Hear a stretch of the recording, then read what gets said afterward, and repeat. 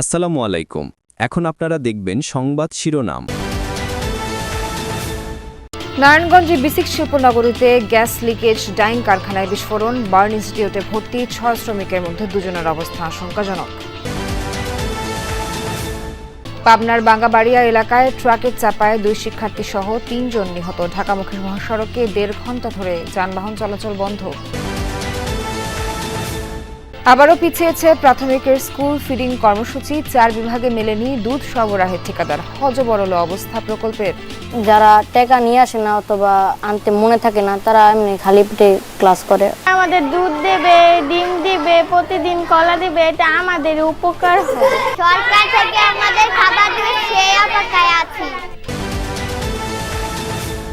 ব্যর্থতার নজির হয়ে উঠেছে জামালপুরের নাওডাঙ্গা আশ্রয় প্রকল্প। নাগরিক সুবিধা ও কর্মসংস্থানের অভাবে অর্ধেক বাসিন্দাই পাড়ি জমিয়েছেন শহরে।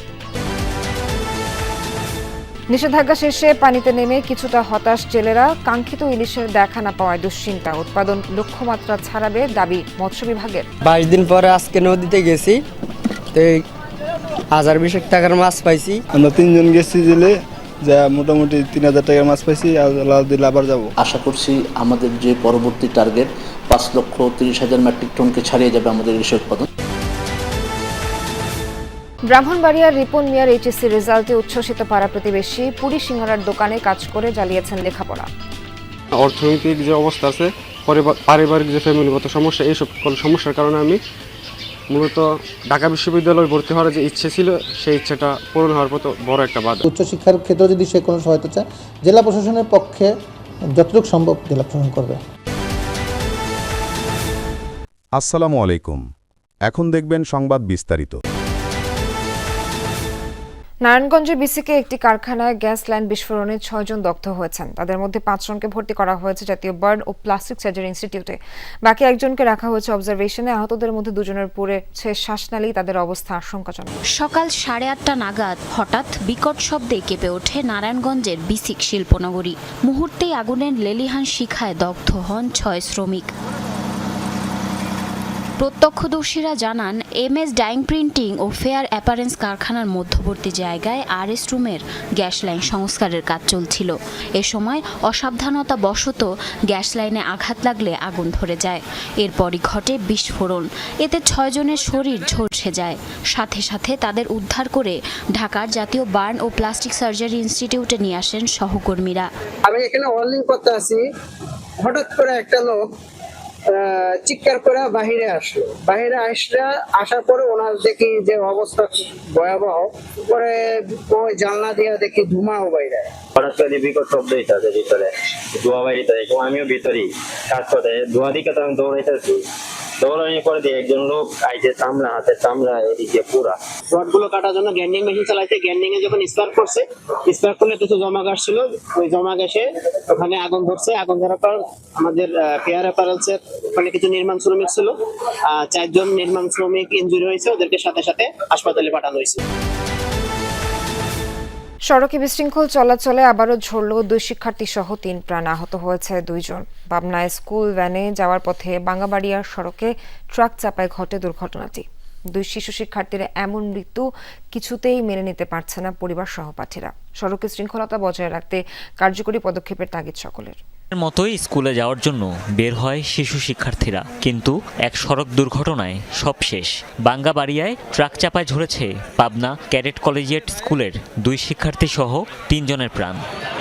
স্কুলের ভ্যানেই যাচ্ছিল 5ম শ্রেণীর 2 শিক্ষার্থী তাসনিয়া আক্তার ও নূর মোহাম্মদ প্রভা। নাস্তা কেনার জন্য সড়কের পাশে থামে ভ্যানটি, কিন্তু একটি মালবাহী ট্রাক নিয়ন্ত্রণ হারিয়ে পড়ে ভ্যানের উপর। স্থানীয়রা হাসপাতালে নিয়ে গেলে ভ্যান চালক আকরাম মিয়া সহ 2 শিক্ষার্থীকে মৃত ঘোষণা করেন চিকিৎসক। আহত হয় ঘাতক ট্রাক চালক সহ 2 জন।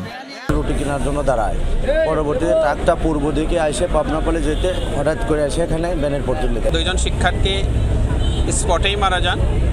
তারা 5ম শ্রেণীর ছাত্র। 2 শিশু শিক্ষার্থীর এমন বিদায়ে শোকাচ্ছন্ন স্বজন প্রতিবেশীরা। অশ্রুসিক্ত নয়নে শেষ বিদায় জানায় সহপাঠী শিক্ষকরাও। এমন মৃত্যু কিছুতেই মানতে পারছে না তারা। 4 বিভাগে দুধ সরবরাহের ঠিকাদার না পাওয়ায় ফের পিছিয়েছে প্রাথমিক বিদ্যালয়ের স্কুল ফিডিং কর্মসূচি। এই প্রকল্পের মাধ্যমে ১৫০ উপজেলার ১৯,৪১৯ সরকারি প্রাথমিক বিদ্যালয়ের শিক্ষার্থীদের টিফিনে দুধ, ডিম, কলা, রুটি, বিস্কিট সহ মৌসুমী ফল খাওয়ানোর পরিকল্পনা আছে সরকারের। এবছরের জুলাই থেকে কার্যক্রম শুরুর কথা থাকলেও ৩ দফা পিছিয়ে এখন হযবরল অবস্থায় প্রকল্প। টিফিনের ঘণ্টা পড়তেই দুপুরের খাবারের খোঁজে শিশুরা। ঢাকার অদূরে এই সরকারি প্রাথমিক বিদ্যালয়ের বেশিরভাগ শিক্ষার্থী নিম্ন আয়ের পরিবারের। আমাদের যখন ক্ষুধা লাগে তখন আমরা ম্যাডামদের বলি, ম্যাডাম ছুটি দিয়ে দেন, আমাদের অনেক প্রচুর ক্ষুধা লাগছে, পড়তে মন চায় না। যারা টাকা নিয়ে আসে না অথবা আনতে মনে থাকে না, তারা এমনি খালি পেটে ক্লাস করে, কিছু কিনে খাইতে পারে না। রূপগঞ্জের এই প্রাথমিক বিদ্যালয়ের শিক্ষার্থীরা শুনেছেন টিফিনের ব্যবস্থা হচ্ছে তাদের, কিন্তু এখনো কেন খাবার মিলছে না তা আর জানায়নি কেউ। আমাদের অনেক আগে দেওয়ার কথা ছিল, কিন্তু আমরা এখনো অপেক্ষায় আছি, সে আমাদেরকে এখনো দেয় না। আমাদের দুধ দেবে, ডিম দিবে, প্রতিদিন কলা দিবে, এটা আমাদের উপকার হবে। সরকার থেকে আমাদের খাবার দিবে সেই অপেক্ষায় আছি। ২০২০ সালে গৃহহীনদের মুখে হাসি ফোটাতে তৈরি হয়েছিল আশ্রয় প্রকল্প, কিন্তু জামালপুরের নাওভাঙা চরের ঘরগুলোর প্রায় অর্ধেকই ফাঁকা। যারা আছেন তাদেরও দুর্ভোগে দিন কাটছে। নতুন কমিটির মাধ্যমে সমস্যা সমাধান করে ঘরগুলো যোগ্যদের কাছে হস্তান্তর করা হবে বলে জানিয়েছে উপজেলা প্রশাসন। ৫ বছর আগে জামালপুর শহরের পাশে নাওভাঙা চর এলাকায় ২ কিলোমিটার জুড়ে গড়ে তোলা হয় এই আশ্রয়ণ প্রকল্প। ভূমিহীন ও গৃহহীনদের নতুন জীবনের আশায় দেয়া হয়েছিল ঘর, কিন্তু এখন সেই ঘরেই ঝুলছে তালা। তোমাদের কোনো কষ্ট হবে না, সবই চাল ডাল স্লিপ যা যাবো সব তোমাদের গুছ করে আগে যাবো। এখন আমরা খুবই খারাপ আছি অবস্থা। বিরাট সমস্যা হলো, মালমূল নিয়ে আইলো উনতনে কান্দ করে নেওয়ার নাকি, বস্তা কান্দ করে নেওয়া নাই, 50 কেজি বস্তা কান্দ করে নেওয়ার নাকি। পানির সমস্যা, তারপরে মনে করেন রুগী অসুস্থ হইলে নিতে পারি না। গত সরকারের মুজিব শতবর্ষ উপলক্ষে এই আশ্রয়ণ প্রকল্পের ঘরগুলো তৈরি হয়েছিল ২০২০ সালে। সীমানা প্রাচীর এবং রাতে সড়কে পর্যাপ্ত আলোর ব্যবস্থা না থাকায় নিরাপত্তা নিয়ে শঙ্কায় বাসিন্দারা। মধ্যরাতে ২২ দিনের নিষেধাজ্ঞা শেষে নদ নদীতে শুরু হয়েছে মাছ ধরা। নৌকা ও জাল নিয়ে ইলিশ ধরতে নেমেছেন জেলেরা। কাঙ্ক্ষিত মাছ শিকারের মাধ্যমে দিন বদলের আশা থাকলেও ইলিশ কম পাওয়ায় হতাশ তারা। তবে মৎস্য বিভাগের দাবি, নিষেধাজ্ঞা সফল হওয়ায় ইলিশের উৎপাদন লক্ষ্যমাত্রা ছাড়াবে। নিষেধাজ্ঞা শেষ হওয়ায় নদীর মুক্ত বাতাসে জেলেদের নিঃশ্বাস, মাছ ধরায় তাদের ব্যস্ততা, নদীও যেন তাদের কোলাহলে মুখর। মধ্যরাতে শেষ হয়েছে মাছ ধরায় ২২ দিনের নিষেধাজ্ঞা। এরপর থেকেই মাছ শিকারে নেমেছেন ভোলা, শরীয়তপুর, পটুয়াখালী সহ বিভিন্ন অঞ্চলের জেলেরা। কোরাল, পোয়া, পাঙ্গাস সহ বিভিন্ন প্রজাতির মাছ ধরা পড়লেও ইলিশ মিলছে কম। ইলিশ মাছ কম, এই কোরাল মাছ, বোয়াল মাছ, সুরকা মাছ মিলে দিলে ১,০২০ টাকার মাছ পাইছি। নদীতে মনে করেন যে পরিমাণ মাছ মনে করছি আমরা ওই পরিমাণ মাছ পাইনি।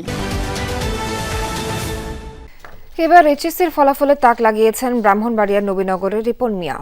পুরি সিঙ্গারার দোকান আর বেকারিতে শ্রম দেওয়ার পাশাপাশি চালিয়ে গেছেন লেখাপড়া। শত সংগ্রামের মাঝেই মানবিক বিভাগ থেকে অর্জন করেছেন জিপিএ 5।